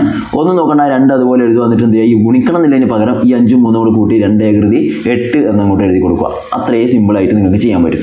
അല്ലെങ്കിൽ മറ്റൊന്ന് വരാനുള്ളത് a⁻m/a⁻n എന്നുള്ള രൂപത്തിലാണെങ്കിൽ എന്ത് ചെയ്യുക, ആ a അതുപോലെ എഴുതുക, ഈ മേലെയുള്ള m എഴുതുക, കൂട്ടുന്നതിന് പകരം കുറക്കണം n എന്ന് എഴുതുക. അതായത് ഉദാഹരണം കാണിച്ചു തരാം, സിമ്പിളായിട്ട് കിട്ടും. ഇതാണെന്ന് നോക്കിക്കോ, 2/5 ഹരിക്കണം 2/3 എന്നാണെങ്കിൽ ഒന്നും നോക്കണ്ട, 2 അതുപോലെ എഴുതുക, ഇവിടെ മുകളിലെ 5 എഴുതുക, എന്നിട്ട് എന്ത് ചെയ്യുക, കുറക്കണം 3 എന്ന് എഴുതുക. എന്ന് വെച്ചാൽ 2/5 × 3 2 ആണ്, 2² എന്ന് വെച്ചാൽ 4 ആണ്, നിങ്ങൾക്ക് എല്ലാവർക്കും അറിയാം. ഓക്കെ, ആ രീതിയിലൊക്കെ വരാറുണ്ട്. പക്ഷേ അതിനൊക്കെ കൂടുതൽ ഇമ്പോർട്ടൻസ് ആയിട്ട് ഇവിടെ തന്ന അതേ ടൈപ്പ് ക്വസ്റ്റ്യൻ തന്നെയായിരിക്കും ഇനി അടുത്ത പരീക്ഷയ്ക്കും വരിക. ഓക്കെ, അടുത്തത് സീനയും മീനയും 2:3 എന്ന അംശബന്ധത്തിൽ ഒരു തുക ഭാഗിച്ചപ്പോൾ കിട്ടിയതിനേക്കാൾ 804 രൂപ കൂടുതൽ അതേ തുക 4:1 എന്ന അംശബന്ധത്തിൽ ഭാഗിച്ചപ്പോൾ സീനക്ക് കിട്ടി. സീനയെക്കുറിച്ചാണ് ഇവിടെ പറയുന്നത്. അപ്പോൾ പിന്നെ മീനയെക്കുറിച്ച് നിങ്ങൾ നോക്കണ്ട. ഓക്കെ, എങ്കിൽ അവർ ഭാഗിച്ച തുക, ആകെ തുക എത്ര എന്നാണ് ചോദിച്ചിട്ടുള്ളത്. വളരെ എളുപ്പമുള്ള ചോദ്യമാണ്. ഇവിടെ സീനയും മീനയും ഉള്ളത് അവരെ ഭാഗിച്ചത് അല്ലേ, 2:3 എന്ന അംശബന്ധത്തിലാണ് അവർ ഭാഗിച്ചത്. അംശബന്ധം പഠിക്കുമ്പോൾ നിങ്ങൾ പഠിച്ചിട്ടുണ്ട്, നമ്മൾ സാധാരണ അംശബന്ധം തന്ന എന്ത് ചെയ്യും, ഒരാൾക്ക് കിട്ടിയത് 2x രൂപയും മറ്റേക്ക് കിട്ടിയത് 3x രൂപയുമാണെന്നൊക്കെ നമ്മൾ വിചാരിക്കും അല്ലേ. അപ്പോൾ ആകെ വിലത്തിൽ 2ഉം 3ഉം കൂട്ടിയാൽ 5x രൂപയാണ് അവിടെ അവർ ഭാഗിക്കാനായിട്ട് എടുത്തതെന്നൊക്കെ നമുക്ക് വേണമെങ്കിൽ പറയാം. രണ്ടാമത് അവർ ഭാഗിച്ചപ്പോൾ എത്ര കിട്ടിയത് നോക്കിയേ, 4:1 എന്ന് വെച്ചാൽ 4:1, അതായത് ഒരാൾക്ക് 4x രൂപയും മറ്റേക്ക് x രൂപയാണ് കിട്ടിയതായിരിക്കുക. അപ്പോഴും ടോട്ടൽ 5x രൂപ തന്നെയാണ്, അതിൽ മാറ്റമൊന്നും ഇവിടെ വന്നിട്ടില്ല അല്ലേ. അതിന് നിങ്ങൾ നോക്കിയേ, ആദ്യം സീന പിന്നെ മീന അല്ലേ. അപ്പോൾ ആദ്യം കാണുന്നത് സീനയാണ്, സീനയുടെ വിലയാണ്. രണ്ടാമത് കാണുന്നതാണ് മീന. അപ്പോൾ ഇവിടെയും ആദ്യത്തെ സീന തന്നെയാണ് എന്നുള്ള കാര്യം നിങ്ങൾ മനസ്സിലാക്കുക. ഇനി എന്താണ്, അങ്ങനെ ഭാഗിച്ചപ്പോൾ കിട്ടിയതിനേക്കാൾ 804 രൂപ കൂടുതൽ അതേ തുക ഈ അംശബന്ധത്തിൽ ഭാഗിച്ചപ്പോൾ കിട്ടിയെന്നാണ് പറഞ്ഞത്. അതായത് സീനയ്ക്ക് ആദ്യം ഭാഗിച്ചപ്പോൾ സീനയ്ക്ക് കിട്ടിയത് ആകെ വിലയുടെ 2x രൂപയാണ്. രണ്ടാമത് ഭാഗിച്ചപ്പോൾ സീനയ്ക്ക് കിട്ടിയത് ആകെ രൂപയുടെ 4x രൂപയാണ്. അപ്പോൾ ഒന്ന് ശരിക്കും നോക്കിയാൽ നിങ്ങൾക്ക് തന്നെ മനസ്സിലാവും എപ്പോഴാണ് കൂടുതൽ കിട്ടിയത്. ആദ്യം ഭാഗിച്ചപ്പോൾ 2x രൂപ, പിന്നെ ഭാഗിച്ചപ്പോൾ 4x രൂപ. അപ്പോൾ രണ്ടാമത് ഭാഗിച്ചതിലെ കൂടുതൽ കിട്ടിയത്. അപ്പോൾ ഇവിടെ പറഞ്ഞ കറക്റ്റാണ്, ആദ്യത്തേതിനേക്കാൾ 2x രൂപ അധികം കിട്ടിയെന്നാണ് പറഞ്ഞത് അല്ലേ. ആദ്യത്തേക്കാൾ 804 രൂപ അധികം കിട്ടിയെന്നാണ് പറഞ്ഞത്. ആ 804 എന്ന് വെച്ചാൽ 2x അല്ലേ അധികം. ഒന്നും നോക്കണ്ട, വലുതിൽ നിന്നും ചെറുത് കുറക്കുക, ആ കിട്ടുന്ന വ്യത്യാസമായിരിക്കും ഇവിടെ അധികം കിട്ടിയ 804 രൂപ. മനസ്സിലായില്ലേ? ആദ്യം കിട്ടിയത് 2x രൂപ, പിന്നീട് അവർക്ക് കുറച്ചധികം കിട്ടി അല്ലേ. ആ പൈസ 804 രൂപയാണ്. അങ്ങനെ ആയപ്പോൾ അത് 4x ആയി മാറി എന്നാണ് പറഞ്ഞത്. അപ്പോൾ ഒന്നുമില്ല, ഈ 4x നിങ്ങൾ ഈ 2x കുറക്കുക, അപ്പോൾ 804 കിട്ടും. 4x നിന്നും 2x പോയാൽ നമുക്കറിയാം 4 നിന്ന് 2 പോയാൽ 2 തന്നെയാണ്. അപ്പോൾ 2x ആണ് 804. ഇവിടെ നിന്നും x നിങ്ങൾക്ക് കിട്ടും. എത്ര കിട്ടുക? 804ൻ്റെ പകുതിയാണ് x കിട്ടുക. അത് വെച്ചാൽ എത്ര കിട്ടുക? 402 ആണ് കിട്ടുക. നിങ്ങളോട് ചോദിച്ചത് അങ്ങനെയൊന്നല്ല. എന്താ ചോദിച്ചത്? അങ്ങനെയാണെങ്കിൽ അവർ ഭാഗിച്ച ആകെ തുക എത്ര എന്നല്ലേ ചോദിച്ചത്. ആകെ തുക നമുക്കറിയാം 5x രൂപയാണ് ആകെ തുക അല്ലേ. x 402 ആണെങ്കിൽ ആകെ തുകയായിട്ടുള്ള 5x കണ്ടാൽ മതി. അപ്പോൾ നിങ്ങൾക്ക് ആൻസർ കിട്ടില്ലേ. x 402 ആണ്. സോ 5x എന്ന് പറഞ്ഞാൽ എന്ത് ചെയ്യുക, 402നെ 5 കൊണ്ട് ഗുണിക്കുക. അതും ഒന്നും നോക്കണ്ട, ഇതിൻ്റെ നേരെ പകുതി എടുക്കുക, ഒരു 0 ചേർത്താൽ മതി. ഓക്കെ, ഏത് സംഖ്യയും 5 കൊണ്ട് ഗുണിക്കാൻ പറഞ്ഞാൽ ആ സംഖ്യയുടെ പകുതി എടുക്കുക. 402ൻ്റെ പകുതി 201 ആണ്, എന്നിട്ടൊരു 0 ചേർക്കുക. 2010 ആണ് ആൻസർ. നിങ്ങൾ ഇനി ഗുണിച്ചാലും അത് തന്നെയാണ് കിട്ടുക. ഓക്കെ, അപ്പോൾ ആൻസർ വരുന്നത് 2010. ഓപ്ഷൻ എ ആണ് ഇവിടെ കറക്റ്റായിട്ടുള്ള ആൻസർ. അടുത്ത ഒരു ക്വസ്റ്റിലേക്ക് വരാൻ നമുക്ക് 2000 രൂപയ്ക്ക് ഒരു മാസത്തേക്കുള്ള സാധാരണ പലിശ 15 രൂപയെങ്കിൽ പലിശ നിരക്ക് എത്ര? ഇന്ന് നിങ്ങൾക്ക് എല്ലാവർക്കും അറിയാം സാധാരണ പലിശയെക്കുറിച്ചാണ് പറയുന്നത്. സാധാരണ പലിശ എന്ന് കേൾക്കുമ്പോൾ തന്നെ എല്ലാവർക്കും അറിയാമല്ലോ എന്താണ് സിമ്പിൾ ഇൻട്രസ്റ്റ് അല്ലെങ്കിൽ SI = PNR/100 ആണ് സമവാക്യം. ഇവിടെ എന്തൊക്കെ തന്നെന്ന് നോക്കുക. ഇവിടെ നമ്മൾ ചുറ്റിക്കുന്ന ചെറിയൊരു പ്രശ്നം മാത്രമേ ഉള്ളൂ, ബാക്കിയൊക്കെ സിമ്പിളാണ്. ഇതാ 2000 രൂപയ്ക്ക് എന്ന് വെച്ചാൽ പ്രിൻസിപ്പൽ എമൗണ്ട് നിക്ഷേപിച്ച തുക 2000 രൂപയാണെന്ന് മനസ്സിലായി. ഒരു മാസത്തേക്കുള്ള സാധാരണ പലിശ കാലയളവ് N എന്ന് പറഞ്ഞാൽ ഒരു മാസമാണ്, നേരെ പോയിട്ട് 1 എന്ന് എഴുതാൻ പാടില്ല. അത് നമ്മൾ 1 N എന്ന് വെച്ചാൽ എപ്പോഴും വർഷത്തിലാണ് പറയേണ്ടത്. അപ്പോൾ ഇവിടെ മാസമാണ് തന്നിട്ടുള്ളത് അല്ലേ, ഒരു മാസത്തേക്ക് എന്നാണ് പറഞ്ഞത്. അപ്പോൾ എന്ത് ചെയ്യേണ്ടി വരും, അതിനെ 12 കൊണ്ട് ഹരിക്കണം അല്ലേ. ഒരു മാസം എന്ന് വെച്ചാൽ 12ൽ 1 എന്ന് വെച്ചാൽ വർഷത്തിലേക്ക് മാറ്റുമ്പോൾ 1/12 എന്ന് തന്നെ കൊടുക്കണം. ക്ലിയർ? മാസത്തേക്കുള്ള സാധാരണ പലിശ 15 രൂപ എന്ന് വെച്ചാൽ സിമ്പിൾ ഇൻട്രസ്റ്റ് നിങ്ങൾക്ക് തന്നിട്ടുണ്ട്, 15 ആണ് തന്നിട്ടുണ്ട്. ഇനി ഒന്നും നോക്കണം, എല്ലാം കൂടി ഇതിലേക്ക് സബ്സ്റ്റിറ്റ്യൂട്ട് ചെയ്താൽ നിങ്ങൾക്ക് പലിശ നിരക്ക് കിട്ടും. ഓക്കെ, അപ്പോൾ ഇതാ സിമ്പിൾ ഇൻട്രസ്റ്റ് 15 രൂപയാണ്. ആ 15 = P 2000 ഗുണിക്കണം N 1/12 ഗുണിക്കണം 6 പലിശ നിരക്ക് ബൈ ഒരു എത്രയുള്ളത് 100 കൂടിയുണ്ട്. ഇവിടെ നിന്ന് നിങ്ങൾക്ക് ഇതാ ഈ 100 ഈ 2 0 ഈ 2000-ലെ 2 0 അങ്ങ് കളയാം. ബാക്കി വരുന്നത് എന്താ 20 ഗുണിക്കണം 1 വെച്ചാൽ 20 തന്നെയാണ് ബൈ 6 അല്ലേ. 20 ഗുണിക്കണം 6/12 ആണ് വരിക. അതാണ് 15 എന്ന് പറയുന്ന സാധനം. ഓക്കെ, ഇനി ഇവിടെ നിങ്ങൾക്ക് വളരെ എളുപ്പത്തിൽ കിട്ടും. വേണമെങ്കിൽ ഇവിടെ നിന്ന് കട്ട് ചെയ്ത് കളയാം, അല്ലെങ്കിൽ നേരിട്ട് ക്രോസ് ആയിട്ട് നിങ്ങൾക്ക് മൾട്ടിപ്ലൈയും ചെയ്യാം. എങ്ങനെ വേണമെങ്കിലും ചെയ്യാം. അതായത് ഇവിടെ നിന്ന് കട്ട് ചെയ്താൽ 20-നെയും 12 ഇതാ 20-ന്റെ പകുതി 10 ആണ്, 12-ന്റെ പകുതി 6 ആണ് അല്ലേ. അപ്പോൾ വേണമെങ്കിൽ എന്ത് ചെയ്യുക, 15 = 10 ഗുണിക്കണം 6 എന്ന് വെച്ചാൽ 10 6/6 എന്നാണ് കിട്ടുക. ക്ലിയർ? ഇവിടെ നിന്ന് എന്ത് ചെയ്യുക, ക്രോസ് ആയിട്ട് ഗുണിച്ചതാ ഇതിനെ ഇങ്ങോട്ട് ഗുണിക്കുക, ഇതിനെ ഇങ്ങോട്ട് ഗുണിക്കുക. 10 6-നെ ഇവിടെ ഗുണിക്കാൻ ഒന്നുമില്ല എന്ന് വെച്ചാൽ 10 6 എന്ന് തന്നെ എഴുതുക. 15-നെ 6 കൊണ്ട് ഗുണിക്കുക, 15 ഗുണിക്കണം 6. അതുകൊണ്ട് പലിശ നിരക്ക് ഇംഗ്ലീഷ് ലെറ്റർ R = 15 ഗുണിക്കണം 6 അല്ലേ 6 ഹരിക്കണം എത്ര വരും, 15 ഗുണിക്കണം 6 ഹരിക്കണം എത്ര വരും, ഈ ഇവിടെയുള്ള 10 ഇങ്ങോട്ട് വരും 10. 10-ൽ 5 2 തവണ, 15-ൽ 5 3 തവണ, ഈ 2 6-ൽ 3 തവണ. അപ്പോൾ 3 ഗുണിക്കണം 3 എന്ന് വെച്ചാൽ 9 ആണ് വരിക. അതായത് പലിശ നിരക്ക് 6 എന്ന് വെച്ചാൽ 9% ആൻസർ വരിക. ക്ലിയർ? നിങ്ങൾക്ക് അറിയുന്നതിനായിരിക്കും വളരെ എളുപ്പമുള്ള ചോദ്യമാണിത് അല്ലേ. പലിശ നിരക്ക് 9% ഇവിടെ ആൻസർ. ഓപ്ഷൻ C ആണ് 9%. അടുത്ത ഒരു ചോദ്യത്തിലേക്ക് വരാം. താഴെ കൊടുത്തിരിക്കുന്നതിൽ പൂർണ്ണവർഗം ഏത് എന്ന് നിങ്ങൾക്ക് നോക്കിയിട്ട് തന്നെ പറയാൻ പറ്റും. പൂർണ്ണവർഗം അല്ലേ. എപ്പോഴും മനസ്സിലാക്കുക, ഇതിലെല്ലാ ഓപ്ഷൻ നോക്കിയാൽ ദശാംശം സ്ഥാനങ്ങൾ ദശാംശ സംഖ്യകളായിട്ടാണ് തന്നിട്ടുള്ളത്. ഒരു ദശാംശ സംഖ്യ പൂർണ്ണവർഗമായി മാറണമെങ്കിൽ എപ്പോഴും മനസ്സിലാക്കുക, ദശാംശത്തിന് ശേഷം ഇരട്ട സംഖ്യയിലുള്ള സ്ഥാനങ്ങൾ അല്ലെങ്കിൽ അക്കങ്ങൾ അവിടെ ഉണ്ടായിരിക്കണം. ഓക്കെ, എപ്പോഴും ഇനി ഏത് സംഖ്യയുടെ വർഗമാണെങ്കിലും അതിൻ്റെ ആകെ അക്കങ്ങളുടെ എണ്ണം ഇരട്ട സംഖ്യയിൽ തന്നെ ഉണ്ടാവും. മനസ്സിലായില്ലേ? ഇനി ദശാംശ സംഖ്യ ആണെങ്കിൽ അവിടെ ശ്രദ്ധിക്കേണ്ടത് ദശാംശ സ്ഥാനത്തിന് ശേഷം അവിടെ ഉണ്ടാവുന്ന സ്ഥാനങ്ങൾ എത്ര അക്കങ്ങൾ ഉണ്ടാവണം, ഇരട്ട സംഖ്യ 2 എണ്ണം അല്ലെങ്കിൽ 4 എണ്ണം അല്ലെങ്കിൽ 6 എണ്ണം, ആ രീതിയിൽ തന്നെ ഉണ്ടാവണം. ഇവിടെ നോക്കിയേ, ഒന്നാമത്തെ നോക്കിയേ നിങ്ങൾ 2.5 പോയിന്റിന് ശേഷം ഒറ്റൊരു സ്ഥാനമേ ഉള്ളൂ. അപ്പോൾ ഇതെന്തല്ല, പൂർണ്ണവർഗം അല്ല. രണ്ടാമത്തെ നോക്കിയേ, പോയിന്റിന് ശേഷം 2.5 2 സ്ഥാനങ്ങളുണ്ട് അല്ലേ, സാധ്യതയുണ്ട്, അവിടെ നിൽക്കട്ടെ. മൂന്നാമത്തെ നോക്കിയേ, 0.025 3 സ്ഥാനങ്ങളുള്ളത്, ഇത് തെറ്റാണ്.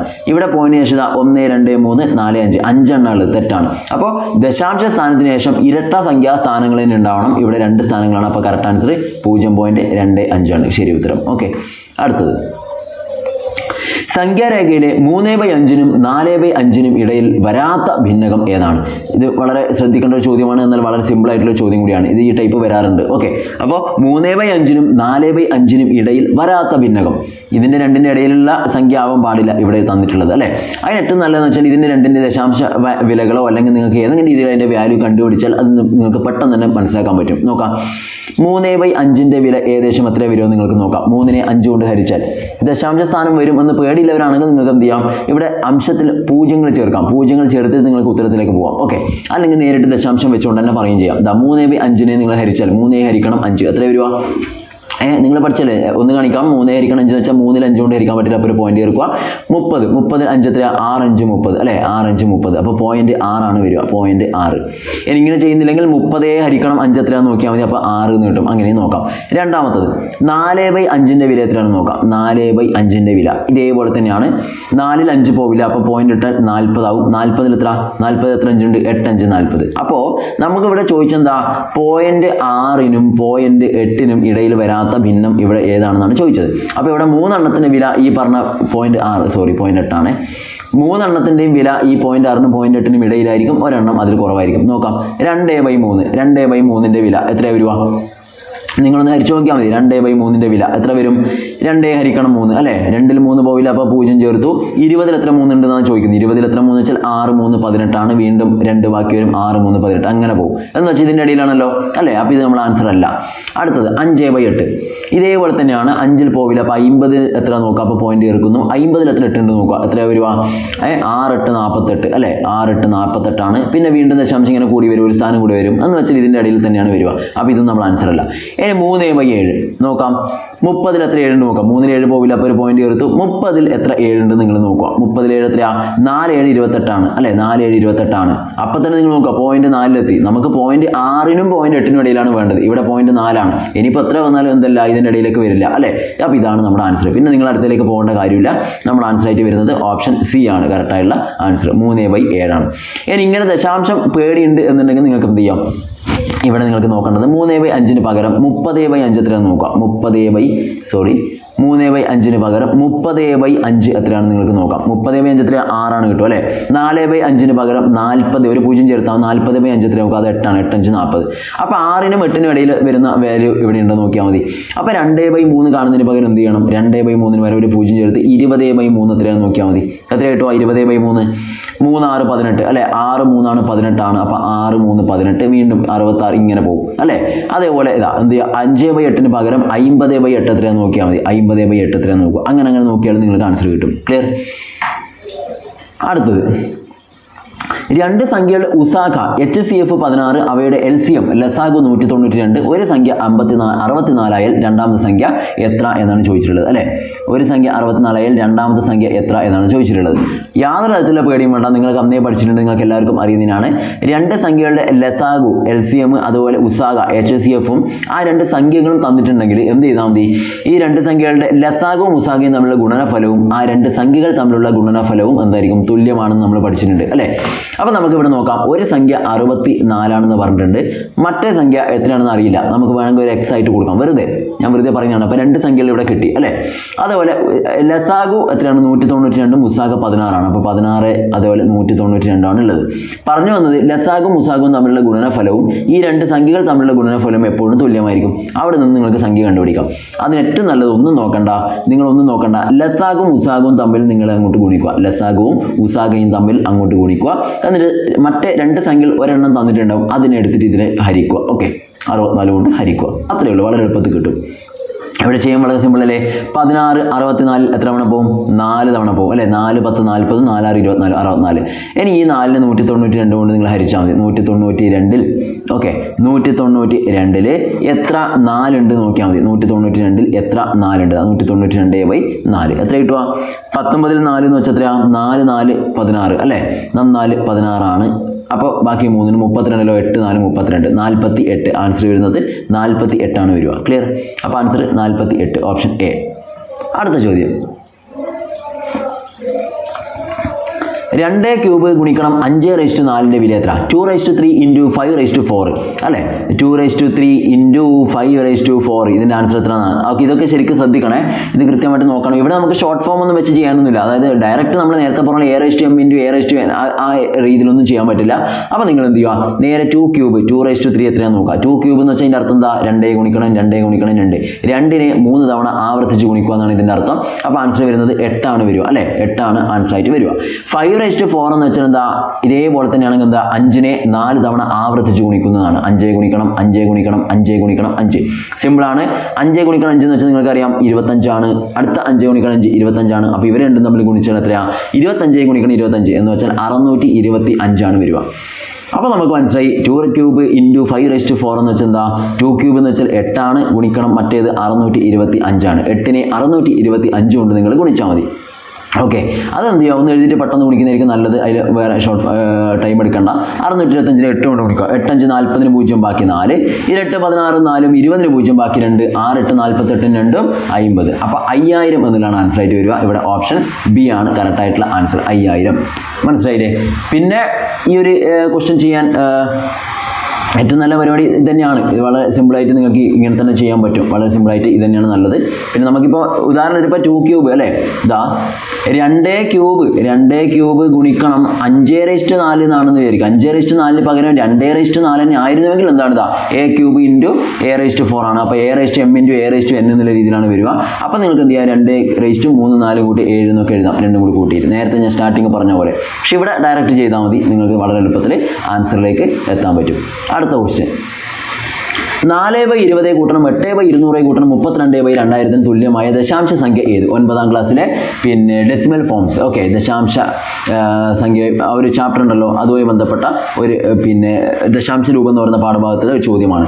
അപ്പോൾ നിങ്ങൾക്ക് ഇവിടെ ഏറ്റവും നല്ല പരിപാടി ഞാൻ പറഞ്ഞുതരാം. നിങ്ങൾ ഓരോന്നിൻ്റെയും വേഗം ദശാംശ വിലകൾ കണ്ടുപിടിച്ചിട്ട് അതിൻ്റെ ഉത്തരം എഴുതുന്നതായിരിക്കും കുറച്ചും കൂടി സിമ്പിൾ. അതായത് 4/20 നിങ്ങൾക്ക് വേണമെങ്കിൽ ഏറ്റവും നല്ലത് നമ്മുടെ ദശാംശ സംഖ്യയുടെ പിന്നെ ഛേദം അല്ലേ, ഡിനോമിനേറ്റർ എന്ന് പറയുന്ന ഭാഗത്ത് 10ന്റെ കൃതികളാക്കി മാറ്റാൻ പറ്റിയാൽ നമുക്ക് വളരെ എളുപ്പത്തിൽ കിട്ടും. അതായത് 10 അല്ലെങ്കിൽ 100 അല്ലെങ്കിൽ 1000 അല്ലെങ്കിൽ 10,000 അങ്ങനെ. ഇവിടെ നോക്കിയാൽ 4/20 രണ്ടും ഇരട്ട സംഖ്യകളായതുകൊണ്ട് ഇതിന് നമുക്ക് 2/10 എന്ന് എഴുതാം. ഇതാ ഇവിടെ നോക്കിയാൽ ഛേദം 10 മാറി. ഇതിന് നിങ്ങൾ ഹരിച്ചാൽ എന്താ കിട്ടുക? 2/10 വെച്ച് ഒന്നും നോക്കണ്ട, ആ 2 എഴുതുക. താഴെ ഒരു 0 ആണെങ്കിൽ ഒരു സ്ഥാനം വിട്ട് നിങ്ങൾ ദശാംശം കൊടുക്കുക. അപ്പോൾ 0.2 എന്നാണ് വരിക, 0.2 ആയി. അടുത്തത് 8/200 ആണ് അടുത്ത സംഖ്യ അല്ലേ. 8/200 8/200 ഇതേപോലെ ചെറുതാക്കിയാൽ നിങ്ങൾക്ക് കിട്ടുന്നത് 4/100 എന്നാണ് കിട്ടുക അല്ലേ. 4/100 എന്നാണ് കിട്ടുക. ഇവിടെ നോക്കിയാൽ താഴെ 10ന്റെ കൃതിയാണ്, 10ന്റെ വർഗ്ഗമാണ് 100 ആണ് അല്ലേ. ഇവരെ നമുക്ക് എങ്ങനെ എഴുതാം? 4 നിങ്ങൾ ആദ്യം എഴുതുക. താഴെ എത്ര 0 ഉണ്ട്? 2 0 ഉണ്ട്. അപ്പോൾ നമ്മുടെ ആൻസറിൽ 2 സ്ഥാനം വിട്ട് പോയിന്റ് കൊടുക്കുക. ഒരു സ്ഥാനം ഇവിടെയുണ്ട്, ഒരു 0 ചേർക്കുക, അതിൻ്റെ ഒരു പോയിന്റ് ചേർക്കുക. അതാ 2 സ്ഥാനം വിട്ട് 0.04. ഇനി 32/200 പകരം 2000 ആണ്. 32/2000 അതിനെ ചെറുതാക്കി എന്ത് കിട്ടും? 32ന്റെ പകുതി 16 ആണ്. 16/1000 എന്ന് എഴുതാം. ഓക്കെ, അപ്പം ഞാൻ പറഞ്ഞ പോലെ 16 നിങ്ങൾ ആദ്യം എഴുതുക. എത്ര 0 ഉണ്ട്? 1 2 3 0. അപ്പോൾ 3 സ്ഥാനം വിട്ട് പോയിന്റ് കൊടുക്കണം. 2 സ്ഥാനങ്ങൾ ഇവിടെ ഉണ്ട്, മൂന്നാമത് ഇല്ലാത്തത് കൊണ്ട് ഒരു 0 ചേർത്തു. ഇതാ എന്നിട്ടൊരു ദശാംശം കൊടുക്കുക. 0.016. നമ്മൾ പറയും ഇത് 3 കൂടെ കൂട്ടിയാൽ എത്ര കിട്ടുന്നല്ലേ ചോദിച്ചത്. അപ്പോൾ എന്ത് ചെയ്യുക? ഇതാ ഇവരൊക്കെ ആൻസർ ഇവിടെ കിട്ടിയിട്ടുണ്ട്, അതെല്ലാം കൂടെ കൂട്ടുക.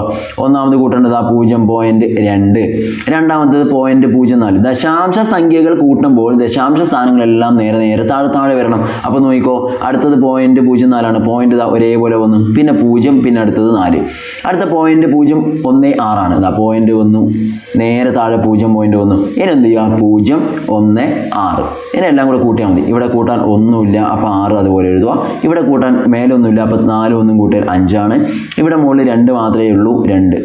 ബാക്കി പോയിന്റ് അതുപോലെ താഴെയിട്ട് 0 അതുപോലെ ചേർത്തു. 0.256 ആണ് ഉത്തരം. 0.256 ഓപ്ഷൻ സി. അടുത്ത ഒരു ക്വസ്റ്റിലേക്ക് വരാം. ലാസ്റ്റ് ക്വസ്റ്റൻ ആണ്. ഒരു ജോലി ചെയ്തു തീർക്കാൻ ബാലു തനിച്ച് ചെയ്താൽ 10 ദിവസവും രാമു തനിച്ച് ചെയ്താൽ 15 ദിവസവും വേണം അല്ലെ. ബാലുവും രാമുവാണ് ഉള്ളത് അല്ലെ. അപ്പോൾ ഇതാ ബാലു തനിച്ച് ചെയ്താൽ 10 ദിവസം വേണം, രാമു ഒറ്റയ്ക്ക് ചെയ്യുവാണെങ്കിൽ എത്ര ദിവസം വേണം? 15 ദിവസമാണ് വേണ്ടത് അല്ലെ. അപ്പോൾ എന്താ രാമുവും ബാലുവും കൂടി ചെയ്താൽ എത്ര ദിവസം കൊണ്ട് തീർക്കാമെന്നാണ് ചോദിച്ചിട്ടുള്ളത്. ഡയറക്റ്റ് ക്വസ്റ്റൻ ആണ്. അപ്പോൾ ഇതിൻ്റെ നിങ്ങൾക്ക് LCM എടുക്കാം, ലസാഗു കൊടുത്ത് ചെയ്യാം. അതായത് ആകെ ജോലി ബാലുവിന് 10 ദിവസം വേണം, രാമുവിന് 15 ദിവസം വേണം എന്ന് വെച്ചാൽ ഇവിടുത്തെ ആകെ ജോലി എന്ന് വെച്ചാൽ ഇവരുടെ ലസാഗുവാണ്.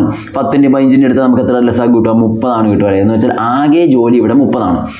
ആ 30 പണി ബാലുവിന് 10 ദിവസം വേണമെങ്കിൽ ഒരു ദിവസം അവൻ എത്ര പണിയെടുക്കും? ഒരു ദിവസം അതിനെ ഹരിച്ചാൽ മതി 3 പണി അല്ലേ. ഒരു ദിവസം 3 പണി വെച്ചിട്ട് 10 ദിവസത്തേക്ക് 30 പണി തീർക്കും അല്ലേ. ഇതാണ് നമ്മുടെ എഫിഷ്യൻസി എന്ന് പറയും. രാമുവിന് 15 ദിവസം വേണം പണി തീർക്കാൻ, ആകെ 30 പണിയാണ് ഉള്ളത്. അപ്പോൾ ഒരു ദിവസം എത്ര പണിയെടുക്കും? 2 പണി അല്ലേ. 30നെ 15 കൊണ്ട് ഹരിക്കും, അപ്പോൾ 2 എണ്ണം. അപ്പോൾ രാമു ഒരു ദിവസം 2 പണി വെച്ച് 15 ദിവസം എടുത്തിട്ടാണ് 30 പണി തീർക്കുക.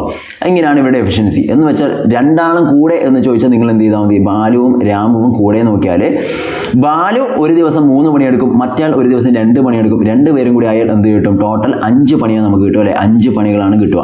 ആകെ പണി 30 ആണുള്ളത്. അപ്പോൾ എന്ത് ചെയ്താൽ മതി? ആകെ പണിയായി 30നെ 2 പേരും കൂടി ഒരു ദിവസം 5 പണി വീതം എടുത്താൽ അതിന് ഹരിച്ചാൽ എത്ര കിട്ടും? 6 എന്ന് കിട്ടും. അപ്പോൾ 6 ദിവസം കൊണ്ട് എന്ത് ചെയ്യാൻ പറ്റും? അവർക്ക് ആ ജോലി തീർക്കാൻ പറ്റും. ഓക്കെ, ഇതാണ് ഇവിടെ നിങ്ങൾ ചെയ്യേണ്ടത്. ക്ലിയർ. ഇനിയിപ്പോൾ രണ്ടുപേര് ജോലി എടുക്കുന്ന ഒരു കാര്യം കിട്ടിയാൽ രണ്ടും കൂടെ ഒരുമിച്ച് എത്ര ദിവസം കൊണ്ട് തീർക്കുമെന്നൊക്കെ ചോദിച്ചാൽ നിങ്ങൾ എന്ത് ചെയ്താമെന്ന് അറിയോ? ഇങ്ങനെയൊന്നും പറയാൻ പറ്റത്തില്ലെങ്കിൽ എന്ത് ചെയ്യുക? രണ്ടും കൂടെ ഗുണിക്കുക. AB/A+B. ഓക്കെ, AB/A+B എന്ന് നിങ്ങൾ ചെയ്താൽ നിങ്ങൾക്ക് വളരെ എളുപ്പത്തിൽ ആൻസർ ചെയ്യാൻ പറ്റും. AB എത്രയാ? 15 ഗുണിക്കണം 10 അല്ലേ? 10 ഗുണിക്കണം 15 ബൈ രണ്ടും കൂടെ കൂട്ടിയാൽ 25 കിട്ടുക. ഇവിടെ ഹരിക്കുക. 25-ൽ 5 5 തവണ, 15-ൽ 5 3 തവണ, 5 10-ൽ 2 തവണ, 2 ഗുണിക്കണം 3 വെച്ചാൽ 6. അങ്ങനെയും ചെയ്യാം. AB/A+B ചെയ്താൽ നിങ്ങൾക്ക് കിട്ടും. ഓക്കെ, അപ്പോൾ ഈ രീതിയിൽ നിങ്ങൾക്ക് കണ്ടുപിടിക്കാം. അപ്പോൾ ഇത്രയാണ് നമ്മൾ വളരെ എളുപ്പത്തിലുള്ള ചോദ്യങ്ങളാണ്. അപ്പോൾ ഈ ചോദ്യങ്ങൾക്ക് നിങ്ങൾ മനസ്സിലാക്കുക. ഇതിൽ നിന്ന് നിങ്ങൾ മനസ്സിലാക്കേണ്ട കാര്യം എന്ന് വെച്ചാൽ സമാന്തര ശ്രേണി എന്ന് പറയുന്നത് കുറച്ച് ഇമ്പോർട്ടൻ്റ് ആയിട്ടുള്ള ചാപ്റ്ററാണ്. സമാന്തര ശ്രേണി എന്ന് കൃത്യമായിട്ട് നോക്കണം. അതുപോലെ തന്നെ ഈ പറഞ്ഞ പോലെ ദശാംശ സംഖ്യകളുമായി ബന്ധപ്പെട്ട 1-2 ചോദ്യങ്ങൾ ഇവിടെ വന്നിട്ടുണ്ട്. അപ്പോൾ ദശാംശ രൂപങ്ങൾ, ദശാംശ രൂപം, ഓക്കെ, ഡെസിമൽ ഫോംസ്, അതൊക്കെ വളരെ ഇമ്പോർട്ടൻ്റ് ആയിട്ടുള്ള കുറച്ച് കാര്യങ്ങളാണ്. അപ്പോൾ അതിൻ്റെ ബേസിക് അറിയുന്നവർക്ക് ഇത് വളരെ എളുപ്പത്തിൽ കിട്ടും. ക്ലിയർ. അപ്പോൾ ഈ ചോദ്യങ്ങളൊക്കെ മനസ്സിലാക്കുക. ഇതുമായി ബന്ധപ്പെട്ട കൂടുതൽ കാര്യങ്ങളൊക്കെ നിങ്ങൾ മനസ്സിലാക്കുക. അടുത്ത സെഷനിൽ കാണാം. Thank you.